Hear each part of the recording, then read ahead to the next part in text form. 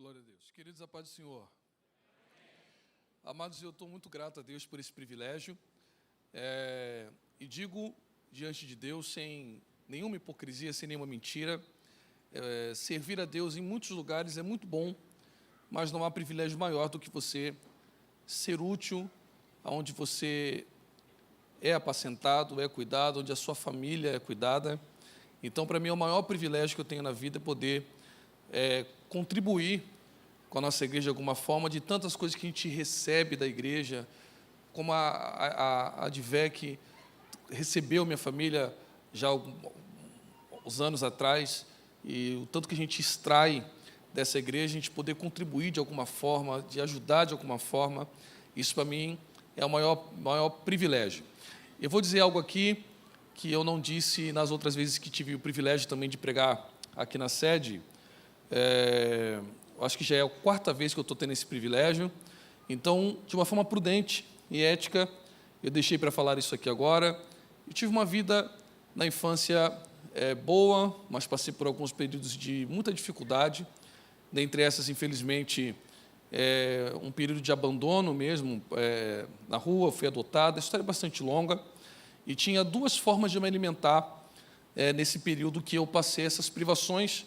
Tem uma foto lá no Instagram, eu me recuperando de um período de depressão muito profunda, que eu cheguei a pesar 49 quilos, com 1,73 m, dessas lutas que você vai passando.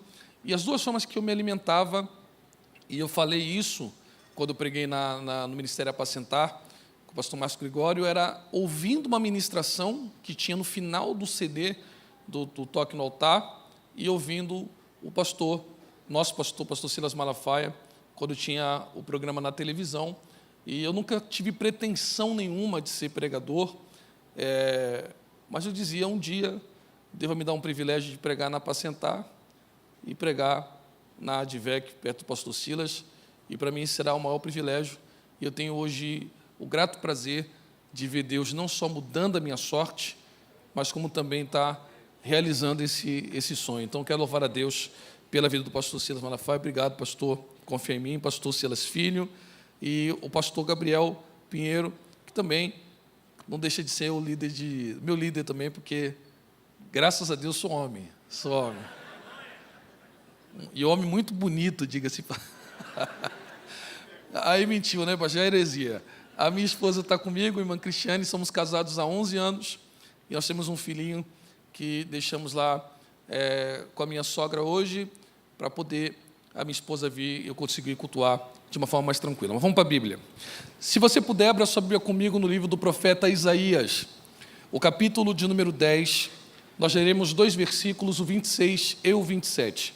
Isaías capítulo 10, 26 e 27.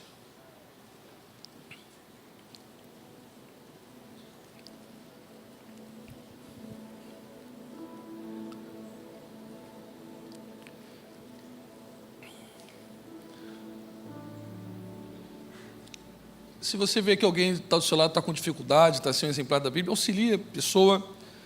Às vezes pode ser um novo convertido, um visitante.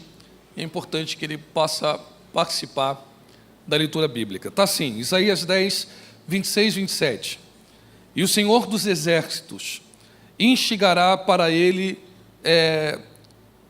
E o Senhor dos Exércitos instigará um flagelo para ele, de acordo com a matança de Midian, na rocha de Horebe. E como o seu cajado estava sobre o mar, assim ele o erguerá, de acordo com a maneira do Egito. E acontecerá naquele dia que o seu fardo será removido de sobre o teu ombro, e o teu jugo de sobre o seu pescoço, e o jugo será destruído ou despedaçado por causa da unção de Deus. E se você puder e quiser, você diz amém. Amados, o texto que nós escolhemos, dessa profecia bastante popular no meio, principalmente pentecostal, que Deus entrega aos lábios do profeta Isaías, envolve um longo período para que pudéssemos compreender de uma forma mais profunda, e não digo em sua toda inteireza, porque é que Deus está dizendo que o jugo seria despedaçado por causa da unção. Mas a fim de poupar os santos de todo imbróglio histórico, eu quero apenas fazer os irmãos recordarem do que está acontecendo para que esse momento estivesse chegando. A primeira coisa que eu quero que os irmãos se recordem é que houve alguns períodos importantes para um grande império chamado de Assíria. E desses períodos importantes, eu quero citar só dois. O primeiro, houve um período de timidez. Os historiadores dizem timidez porque alguns imperadores que subiram ao trono do Império da Síria foram mais tímidos, menos belicosos, menos voltados à guerra como seus antecessores. Após esse período de timidez, há uma retomada da fama e da conquista do Império Assírio por nome de um rei chamado de Tiglat-Pileser.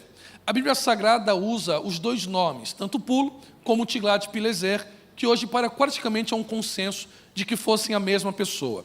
Nesse empreendimento de voltar com a fama e a expansão do Império da Síria, Tiglat-Pileser empreende essa campanha vindo do norte em direção ao sul. Eu sei que os santos sabem disto, mas não custa nada recordar que nesse período o Império de Israel já havia sido dividido em duas partes. Nós teremos ao norte a capital Samaria e o reino de Israel, que nesse período que estou narrando aos santos, quem estava reinando era um homem chamado de Peca. Ao sul nós teremos Judá, capital Jerusalém, que quem está sobre o trono é Acais. Conforme a Síria, pelas mãos de Tiglat-Pileser, numa espécie de rolo compressor, vem varrendo os reinos menores que estão ao seu entorno e retomando a fama da Síria, Judá, que está localizado ao sul, através do pensamento de Acais, toma uma decisão que praticamente todos os santos que aqui estão tomariam. Qual é a decisão de Acais? Ora, sabendo que o meu maior adversário vem do norte em direção ao sul, onde estou localizado, nada mais inteligente do que eu reunir as minhas tropas e empurrar as minhas tropas para a fronteira do norte.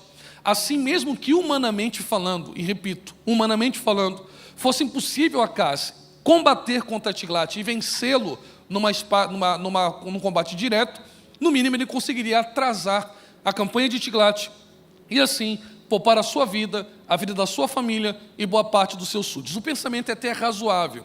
E quando eu digo razoável, eu não estou de nenhuma forma menosprezando a capacidade tática de Acais. O que eu estou dizendo é que quando você faz uma leitura, e não precisa ser uma leitura profunda, mas atenta, dos dois livros dos reis e também dos dois livros de crônicas, os irmãos perceberão sem nenhuma dificuldade que esses dois livros falam de porfias, de guerra, de instabilidade política o tempo inteiro.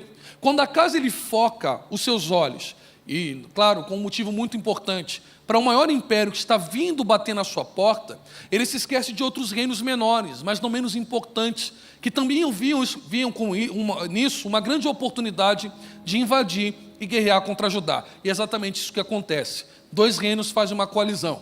Israel ao norte, reinado por Peca, e Rezim, também da Síria, fazem uma aliança e descem contra Judá. Aquilo que já era uma luta impossível de ser vencida contra a Síria, humanamente falando, agora fica completamente absurda. Aquilo que já era uma guerra torna-se três. Três exércitos, dois já estão descendo e um está chegando. Acais não tem mais o que fazer. Humanamente falando, ele perdeu as rédeas e qualquer tática possível para proteger o seu reino. É nesse momento que Deus levanta os seus profetas. Nós temos uma forma de chamar isso na teologia que me agrada muito e que você não pode levar isso de forma categórica. É uma forma de exemplificar porque Deus levanta os seus profetas.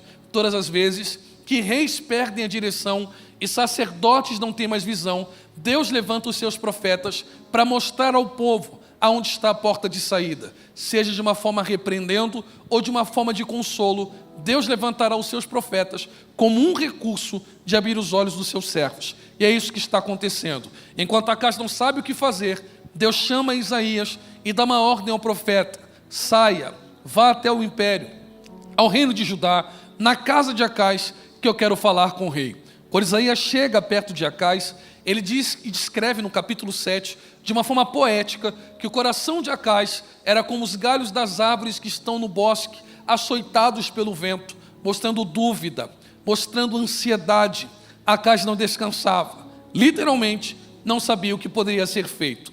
Conforme Isaías começa a dar o diagnóstico do coração de Acais, ele continua dizendo ao rei: o Senhor que tudo vê e que não dorme, tem visto a sua aflição e me trouxe aqui para te perguntar: por que você ainda não descansou em 2026?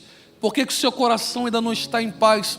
Já estamos no meio do ano e você está ansioso e desesperado desse jeito. O Deus que vê você no desespero é um Deus que quer auxiliar você no desespero. E assim te diz o Senhor: o que são esses dois adversários seus diante dele, se não somos como os brasões tirados do fogo? Em outras palavras, o Senhor está dizendo para Acais: fica tranquilo, o Deus que está do seu lado vai apagar o fogo do seu adversário. Mas para que Deus entre na sua guerra em 2026, para que você alcance essa paz, Ele está requerendo de você um posicionamento. É necessário que você tenha fé. Peça um sinal nas alturas, embaixo nas profundezas, e Deus mostrará que é contigo. Amados, só falarei disto porque acho necessário para este momento. Eu sei que os santos sabem que o nosso conceito de fé não é oriundo do pensamento grego, mas do pensamento bíblico do Antigo Testamento, obviamente, do contexto do hebraico. A palavra fé vem da palavra emuná. Emuná vem de um radical que a gente chama em hebraico de shorer, que significa firmeza ou edifício firme. O que é manifestação de fé? Manifestação de fé não é apenas, porque também o é, quando você ora por alguém, alguém é curado, quando um paralítico se levanta ou algo do gênero. Fé, na Bíblia Sagrada, ela é firmeza. É quando tudo está dizendo que não dará certo, e mesmo todo mundo ruído, você é um edifício firme, você é inflexível. Por mais que tudo esteja derretendo, você confia que a última palavra ainda sai da boca do Senhor.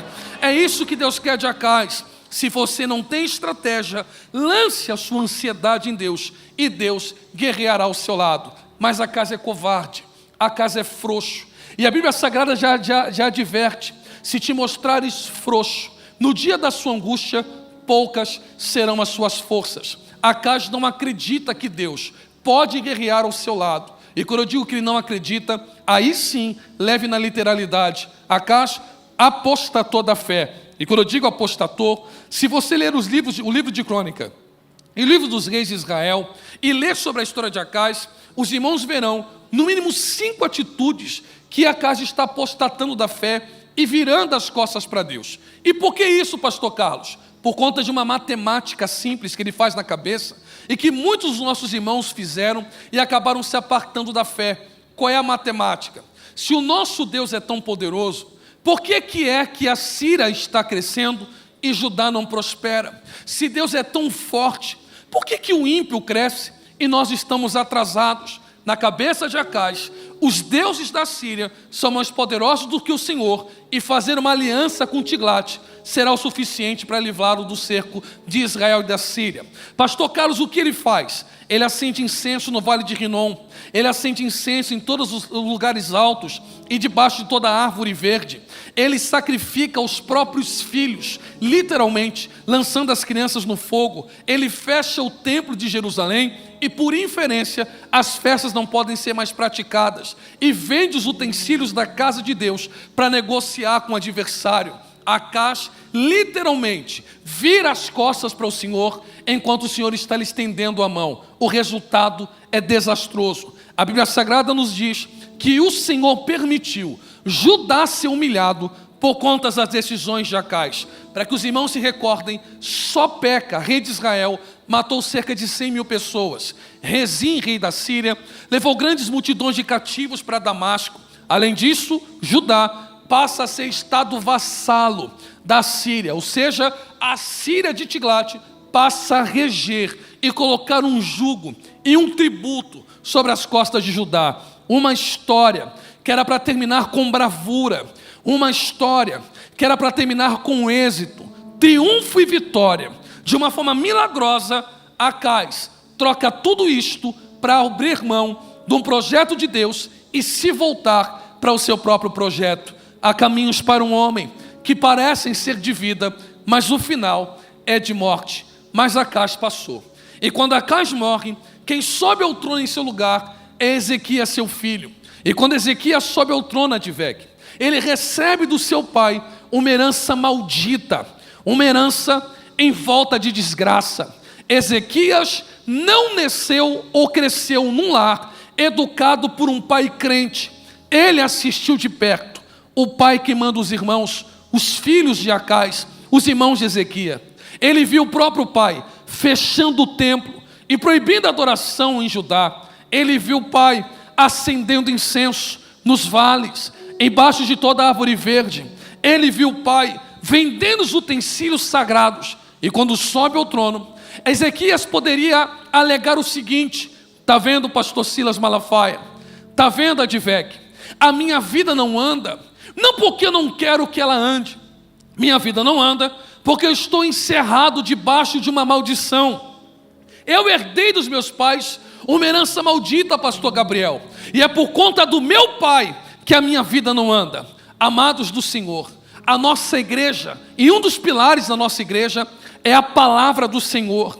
Eu estou aqui, digo e não minto, maldições existem para quem não está na cruz, para quem não conhece o sangue de Cristo, mas para nós que conhecemos, não existe maldição herdada. Deuteronômio, capítulo 24, versículo 16, os pais não serão mortos pelos filhos, nem os filhos pelos pais, cada um será morto pelo seu próprio pecado. Jeremias 31, versículo 29 ao 30, não dirão mais: os pais comerão uvas verdes, e os dentes dos filhos estarão rangendo, mas cada um morrerá por conta da sua iniquidade. Jeremias 17, versículo 10, eu sou o Senhor, eu examino o coração, testo a mente, para dar a cada um segundo as suas ações, segundo o fruto das suas obras. Aqui não cabe nem discussão. Ezequiel capítulo 18, versículo 20, a alma que pecar, essa morrerá. O filho não leva ao pecado do pai, nem o pai paga pelo pecado do filho. Evangelho segundo escreve João, capítulo 9, versículo 1 em diante. E Cristo vem do homem cego. Seus discípulos lhe perguntaram dizendo: Senhor, este nasceu cego.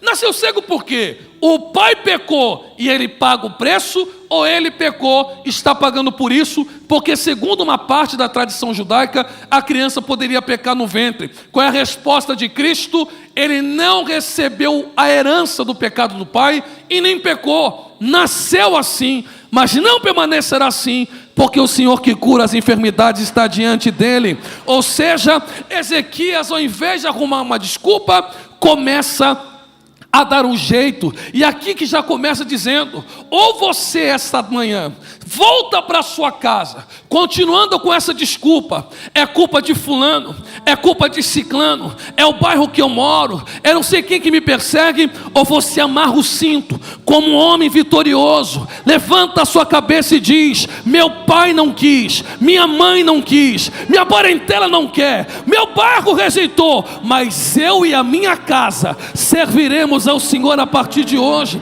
É isso que Ezequias faz. Enquanto o pai e a mãe não quis, Ezequias faz o contrário. O pai acendeu incenso, Ezequias apaga. O pai sacrificou os filhos, Ezequias zela. O pai fechou o templo, Ezequias abre. O pai rejeitou dízimos e oferta, o filho recolhe, ao ponto de ajuntar montões. As festas são retomadas. Perceba que Ezequias faz o caminho que o pai não faz. O pai rejeitou a mão do Senhor, Ezequias recebe de bom grado. Em nenhum momento eu estou dizendo aos santos que Ezequias está provocando a Síria, que nesse momento é regida por Senaqueribe. Eu não estou dizendo em nenhum momento que ele vai arrumar confusão.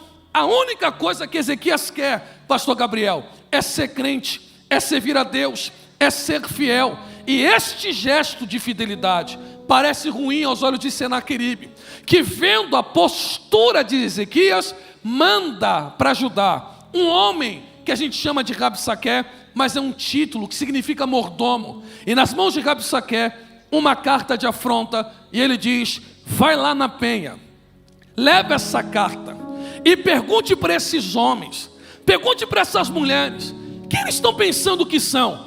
Eu mandei no pai deles, eu mandei nos avós deles, eu mandei nos irmãos deles, eu mandei nos primos deles, e agora do nada eles querem se levantar, virar as costas para mim, e se voltarem para Deus, diga para eles, Rabsaqué, nem Deus muda a sorte deles no ano de 2026. Quando a carta de afronta vem na mão de Ezequias, Ezequias não pensa duas vezes.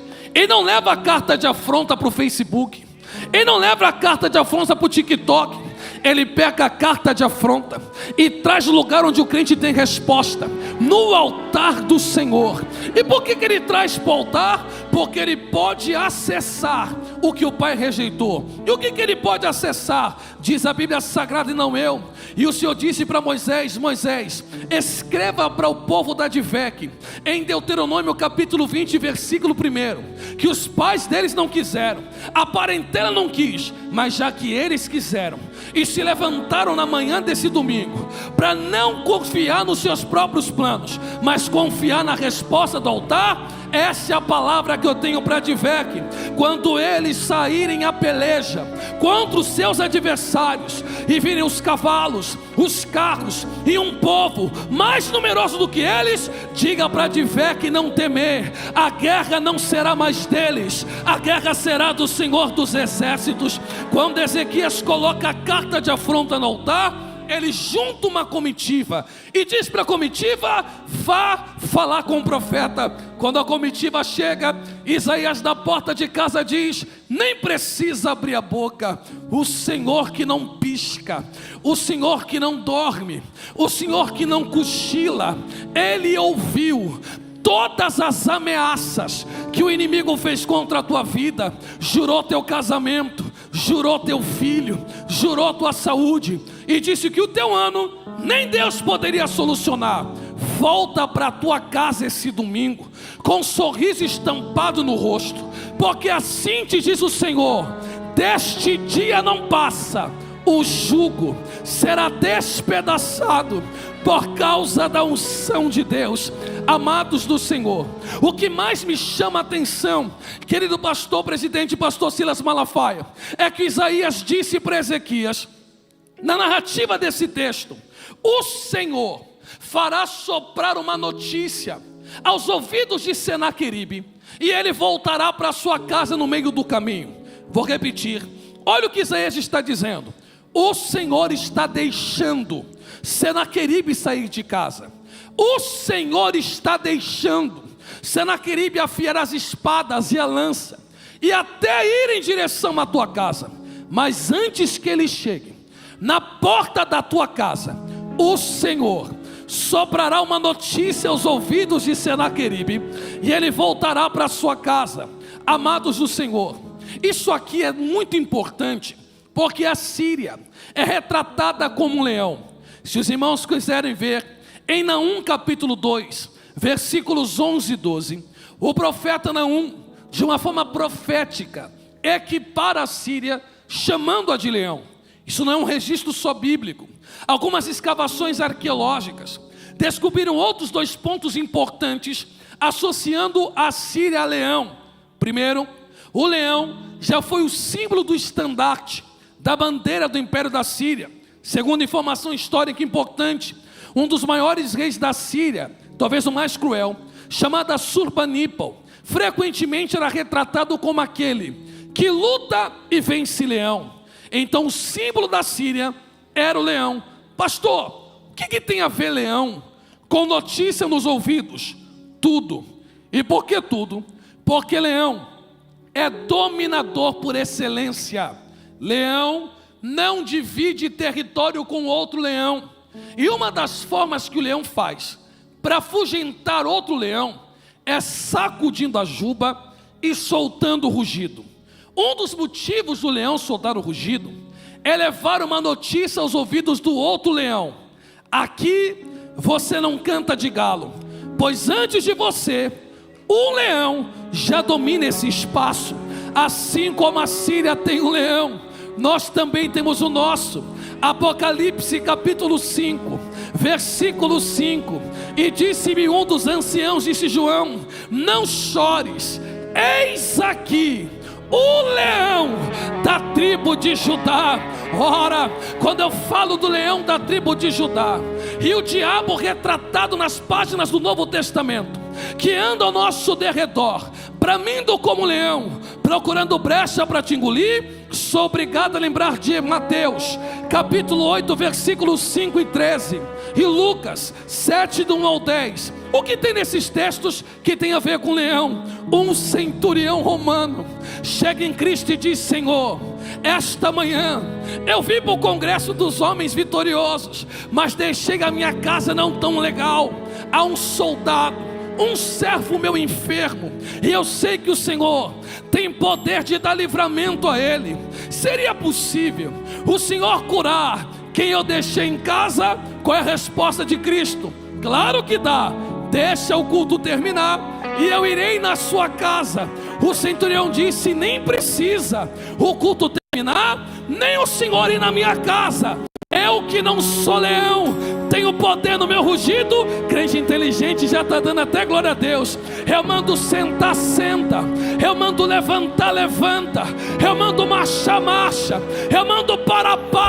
Se eu que sou homem tenho poder no rugido, quem dirás tu, leão da tribo de Judá?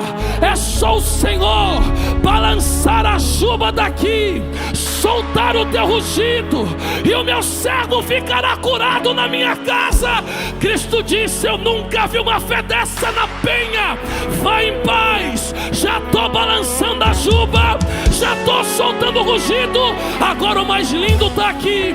Diz a Bíblia Sagrada, pastor Silas Filho, que quando o centurião vai chegando na sua casa, no meio do caminho, um grupo encontra com ele e diz: rapaz, você estava onde? Estava no Congresso dos Homens Vitoriosos. Você não viu a mensagem no WhatsApp, não? Você não viu o telefonema que eu te dei? Não vi. O que aconteceu? Olha, eu não sei o que aconteceu direito. Eu só sei que enquanto você estava adorando, colocando a carta de afronta no altar, alguma coisa acontecia na tua casa, que o problema foi resolvido. Advec, o centurião, que não é bobo e nem nada, disse para o grupo: só para eu saber qual foi a hora, qual foi o momento que o milagre acontecia. Diz a Bíblia, não eu, era no mesmo momento que Cristo soltava o rugido, o milagre já acontecia. Quem tem mão para levantar, levanta o mais alto que você. Oh glória, não baixe a tua mão, não baixe a tua mão. Se tinham casamentos falidos, parou em você. Se tinha maldição na tua família, parou em você. Se tinha histórico de álcool e de droga, parou em você. Eles não quiseram, eles viraram as costas, mas você, homem bravo, colocou a carta de afronta no altar. E assim Deus manda lhe dizer: enquanto você adora daqui, o leão da tribo de Judá já está balançando a chuva ao teu favor. Só quem acredita que este ano é o ano do culto de ação de graça, em nome de Jesus, dá um pulo nessa cadeira de VEC, faz o barulho que o diabo não gosta. Um minuto de glória, só quem é de guerra. Um minuto de glória, só quem é de guerra. O leão está rugindo, não pare de adorar. O leão e que lavassuri cantará machandaraia. Abra a tua boca agora, abra a tua boca agora.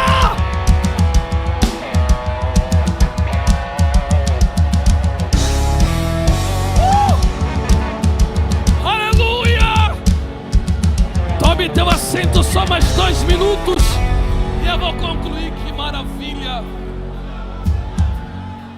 Oh glória, oh glória, oh glória. Aleluia, aleluia, aleluia, aleluia, aleluia. Não pare de adorar que eu vou mexer com a tua fé. Ei Balaão, eu te pago para amaldiçoar.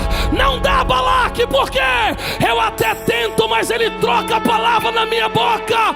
Não há encantamento contra o povo do Senhor. Toda maldição está caindo por terra. O leão está sacudindo a juba.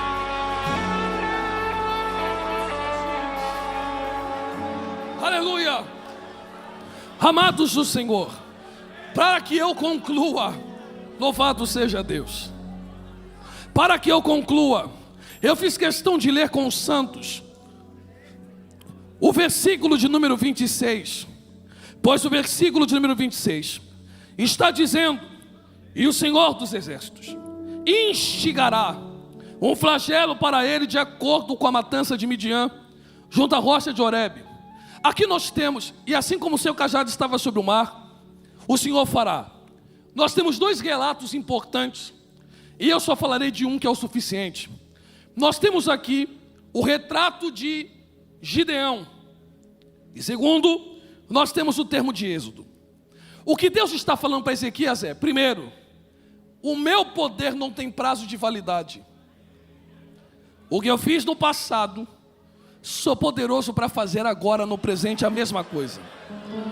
Segundo, existe uma associação entre os feitos que Deus fez em Gideão e no Êxodo. E eu quero falar só do Êxodo. O que tem no Êxodo que é um paralelo com a história de Ezequias e que Deus fará na nossa vida em nome de Jesus esse ano? Olha o que ele diz para Moisés: Moisés, assim como o faraó libertar o meu povo, existem duas rotas para eu levar a Advec em direção à terra prometida. A primeira, haverá uma guerra contra os filisteus, e eu sei que ainda o coração deles estão fragilizados pelo que viveram no Egito. Para fortalecer a fé deles, você vai para Pi-Hahirote, em frente ali a Baal-Zefon, etc., e você vai acampar ali, de frente com o mar de junco. Pi-Hahirote, existe uma discussão gigantesca sobre a etimologia da palavra. Alguns apontam para um lugar onde a deusa criadora, ou a deus-mãe do Egito, tinha um templo de adoração. Outros falam que ali significa a casa de juncos, ou lugar dos juncos. A decisão é imprecisa. O que eu quero que você guarde no seu coração é que nós extraímos do texto bíblico, porque o Senhor disse assim para Moisés: quando vocês chegarem em Pi-Hahirote, Faraó dirá ao seu coração: o deserto os encerrou, eles estão presos nas minhas mãos. Nós chamamos Pi-Hahirote não porque Pi-Hahirote significa isto, mas no contexto bíblico de beco sem saída. Não há para onde você fugir em Pi-Hahirote. E por que não há para onde fugir? O mar de junco fechando você, nas laterais você tem o deserto, e atrás Faraó pressionando. Tanto é o real desespero, que quando eles chegam em Pi-Hahirote, o que eles dizem para Moisés? Nos tirastes do Egito para morrer aqui agora? Nós estamos encurralados. A resposta de Moisés é extraordinária. Ele diz ao povo: o Senhor pelejará por vós, e vocês ficarão espantados. Quando está encerrado, os irmãos sabem do que acontece. Moisés, amando de Deus, estende o cajado, o mar se fende e Israel passa com os pés enxutos. Tá, pastor? E o que isso tem a ver com o texto de Ezequias? Tudo. Porque a arqueologia descobriu o que ela chama de prisma de Taylor e prisma de Jerusalém. Pense, por favor, numa pequena coluna, eu vou chamar de coluna, de barro cozido. E ao entorno desse barro cozido, você tem as crônicas dos reis da Síria. O mais espantoso é que nessas crônicas, Senaqueribe escreve. E ele escreve o quê? Quanto a Ezequias, rei de Judá, que não quis, ou termo, ficar debaixo do meu jugo, eu o encerrei em seu palácio real, como um pássaro na gaiola. O que Senaqueribe está dizendo?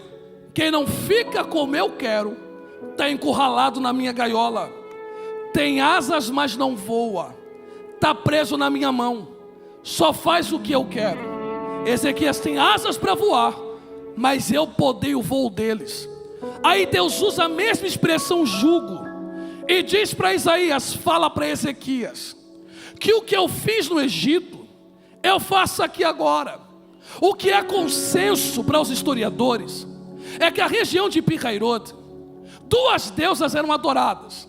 São deusas diferentes, mas têm a mesma função. Quais são essas deusas? A deusa com formato de vaca, que significava a deusa mãe de Horus e de Ra, e a deusa com formato de serpente, lembrando Ureus. E as duas tinham a mesma função: proteger Faraó, proteger o deserto, proteger o Egito. Quando Deus leva Israel para Pi-Hahirote, não é à toa. É Ele mandando um recado para o Egito, para as outras nações, e para o povo de Judá. Qual é o recado? Fora de mim não há outro Deus, e ninguém pode encurralar quem me adora em fidelidade. Então, Ezequias, pode enxugar as lágrimas dos seus olhos. Eu vou descer na penha, e não importa o beco sem saída que você esteja, eu, o Senhor, vou chutar essa gaiola, e você voará como águia nas alturas. Eu termino agora. As duas mãos lá em cima para receber isso, eu concluo. As duas mãos para receber isso, eu concluo. O que Deus queria de você era um posicionamento. O que Deus queria de você era uma ação de fé.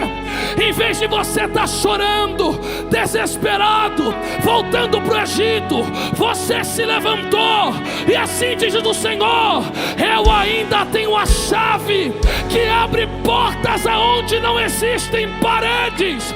Pode se preparar, Givec. Eu não sei o tamanho da tua luta, mas eu sei o tamanho do teu Deus. Antes que houvesse dia, Ele é, e não há ninguém que possa escapar das suas mãos. Operando Jeová grandão. Ninguém, só quem vai ouvir o rugido do leão. Fica de pé comigo, glorificando a Jesus de Nazaré.